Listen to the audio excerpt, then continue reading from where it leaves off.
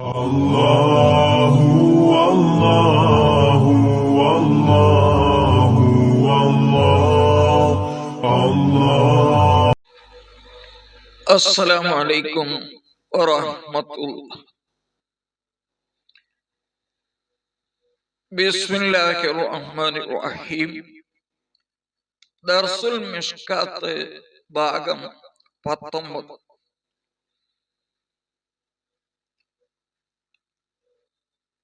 ഇന്നു മുതൽ ഇതിന്റെ 19ാമത്തെ ഭാഗം മുതൽ ബാബ് വ്യത്യാസപ്പെടുകയാണ്. ബാബു ഫളിൽ ഫുഖറാഇ.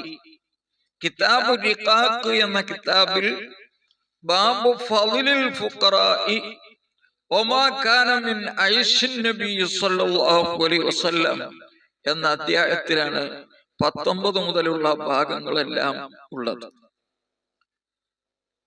ബാബു ഫളിൽ ഫുഖറാഇ എന്ന് പറഞ്ഞാൽ ദരിദ്രരായ ആളുകളുടെ ശ്രേഷ്ഠത.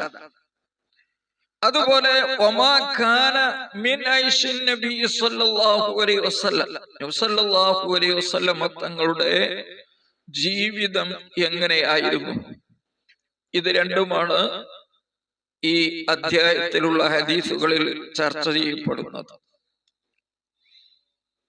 ഒന്നാമത്തെ ഫസ്ൽ, അൽ ഫസ്ലുൽ അവ്വലു അൻ അബീ ഹുറൈറത റളിയല്ലാഹു അൻഹു ഖാല ഖാല റസൂലുള്ളാഹി സ്വല്ലല്ലാഹു അലൈഹി വസല്ലം റബ്ബ അശ്അസ്. ഒന്നാമത്തെ ഫസ്ല് അബൂ ഹുറൈറ റളിയല്ലാഹു അൻഹുവിൽ നിന്ന് നിവേദനം ചെയ്യുന്ന ഹദീസ്. ഖാല, അവർ പറയുകയാണ്, ഖാല റസൂലുള്ളാഹി സ്വല്ലല്ലാഹു അലൈഹി വസല്ലം, നബി സല്ലല്ലാഹു അലൈഹി വസല്ലം പറഞ്ഞു, റബ്ബ അശ്അസ്, റബ്ബ അശ്അസ്, മുടി ജടക്കുത്തിയ എത്ര ആളുകളാണ്.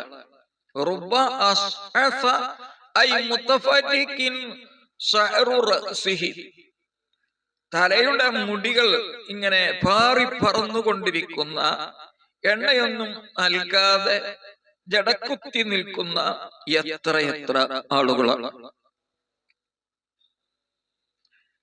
മദ്ഫൂഇൻ ബിൽ ബാബ്, വാതിലുകളിൽ അവരെ തടയപ്പെടുന്ന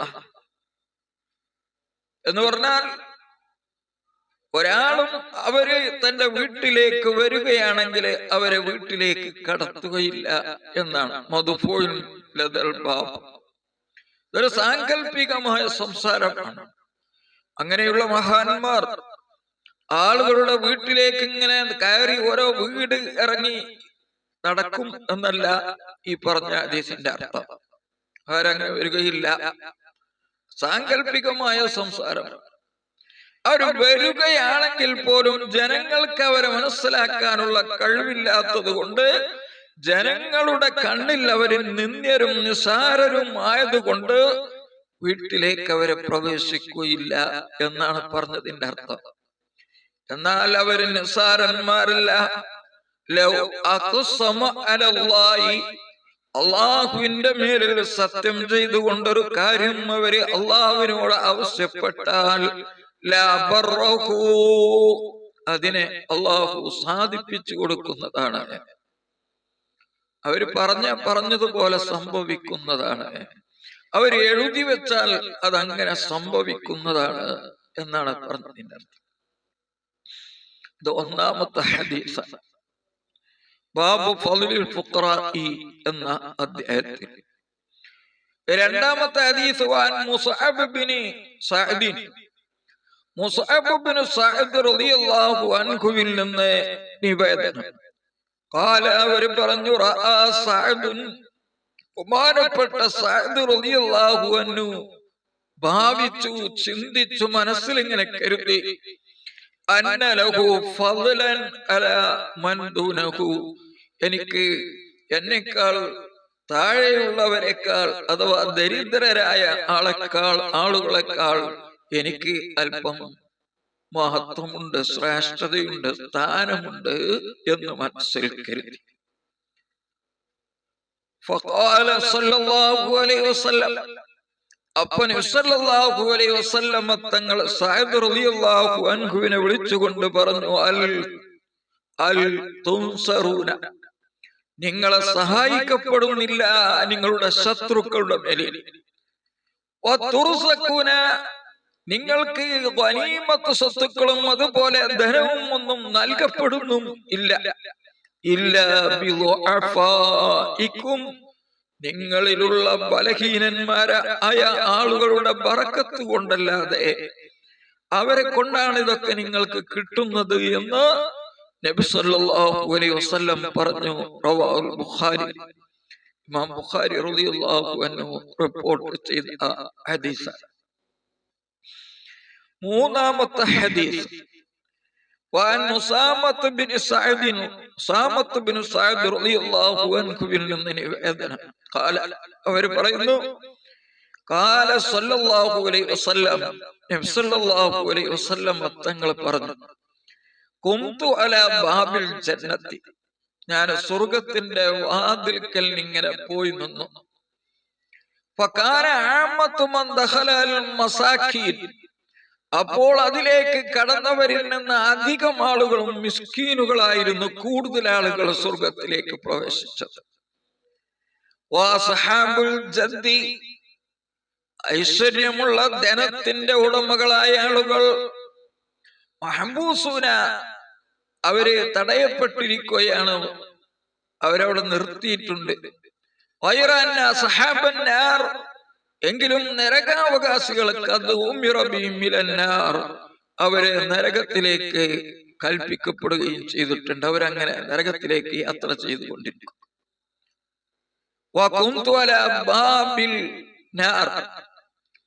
നരകത്തിന്റെ വാതിൽക്കൽ ഞാൻ പോയി നിന്നു. അപ്പോൾ അതിലേക്ക് പ്രവേശിച്ചവരിൽ നിന്ന് അധിക സ്ത്രീകൾ, അധികം ആളുകൾ, കൂടുതലുണ്ടായിരുന്നത് സ്ത്രീകളായിരുന്നു എന്നാണ്. അതിനുള്ള കാരണം സ്ത്രീകളായിരുന്നു എന്ന് പറഞ്ഞതിന്റെ അർത്ഥം, ഈമാനോടുകൂടെ അല്ലാഹുവിന്റെ ദീനിന് വഴിപ്പെട്ടുകൊണ്ട് സ്വാലിഹത്തായി ജീവിച്ച സ്ത്രീകൾ ഒരിക്കലും നരകത്തിൽ പോവുകയില്ല. അതിന് തയ്യാറാവാതെ കിതാബുകളിന്റെ കാരണം പറഞ്ഞത് സ്ത്രീകള് ദുന്യാവിലേക്ക് ആകർഷണം അവർക്ക് കൂടുതലാണ്. നല്ല സാരി, സ്വർണം ഒക്കെ നല്ലത് കിട്ടണം എന്ന ചിന്തയുള്ള അനേകം സ്ത്രീകൾ ഉണ്ടാവും. ഒന്നത്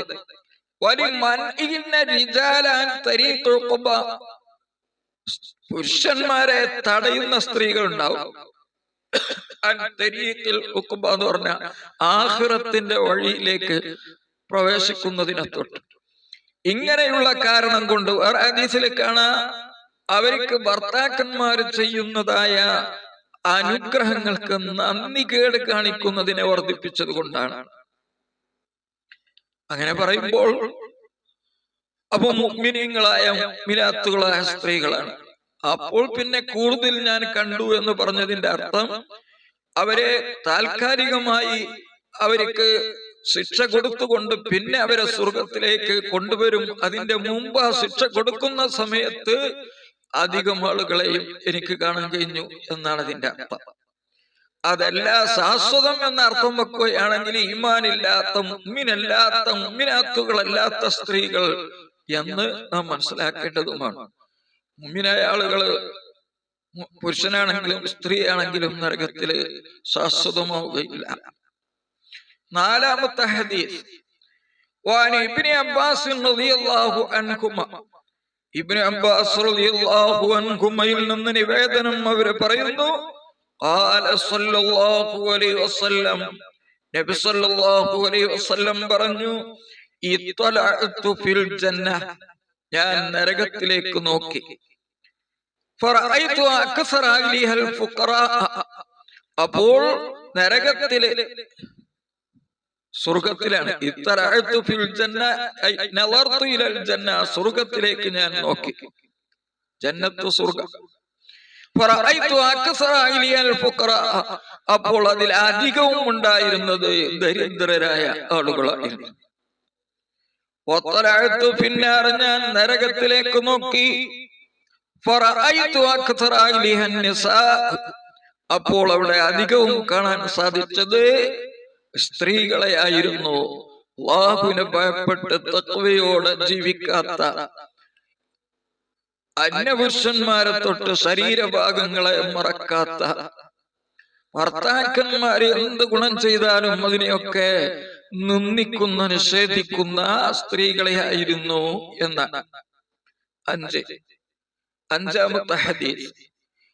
അബ്ദുല്ലാഹി ഇബ്നു അംർ റളിയല്ലാഹു അൻഹു, അബ്ദുല്ലാഹി ഇബ്നു അംർ റളിയല്ലാഹു അൻഹുവിൽ നിന്ന് നിവേദനം, അവർ പറയുകയാണ്, ഖാല സല്ലല്ലാഹു അലൈഹി വസല്ലം, നബി സല്ലല്ലാഹു അലൈഹി വസല്ലം പറഞ്ഞു, ഇന്ന ഫുഖറാഅൽ മുഹാജിരീന, മുഹാജിരീങ്ങളായ ദരിദ്രരായ ആളുകൾ, യസ്ബഖൂനൽ അഗ്നിയാ, ധനികരായ ആളുകളുടെ മുമ്പ് അവർ സ്വർഗത്തിലെത്തും, ഇലൽ ജന്ന, സ്വർഗത്തിലേക്ക്, ബിഅർബഈന ഖരീഫ, 40 വർഷം മുമ്പ് അവർ സ്വർഗത്തിലെത്തും.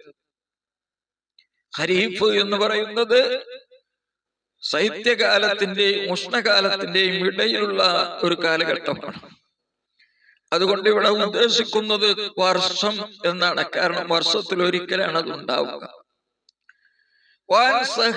ആറാമത്തെ ഹദീസ്.